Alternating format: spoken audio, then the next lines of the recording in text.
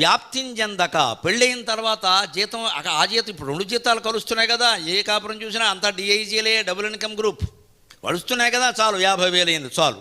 ముందు మానసిక ఆనందానికి ప్రాధాన్యం ఇవ్వాలి, ముఖ్యంగా కొత్తగా పెళ్ళైన వాళ్ళు. ఆ మానసిక ఆనందం పబ్బులోనో క్లబ్బులోనో బయట హోటల్స్లోనో దొరకదండి. ఇంట్లో ఏదన్నా వండుకుని ఆవిడ వండి ఈయన సాయం చేసినా, ఈయన వండి ఆవిడ సాయం చేసినా దొరుకుతుంది ఖచ్చితంగా. ఆ ఇంటి ఆహారాన్ని తినాలి. ఇంటి ఆహారం తినకపోవడం వల్ల ఇవాళ మొత్తం అన్ని జబ్బులు వస్తున్నాయి. ఏ హోటల్ చూసినా పెద్ద క్యూ. ఇంటి ఆహారమే తినాలి ఖచ్చితంగా. ఏ హోటల్ దగ్గరికి వెళ్ళినా సరే మొత్తం అక్కడ పెద్ద క్యూ కనపడుతుంది, 25 మంది అక్కడ. ఇంతంత చీటీలు ఇస్తున్నారు ఇక్కడ. శనివారాలు వచ్చాయంటే మరీ ఎక్కువ. ఇంట్లో ఉండేవాళ్ళు లేరు. పైగా ఇప్పుడు ఏమైంది, మనకు బాగా గొప్ప సౌకర్యం ఉంటుంది, స్విగ్గీ జొమాటో అని 2 వచ్చాయి శుభ్రంగా, జైవిజీల్లో వచ్చాయి శుభ్రంగా.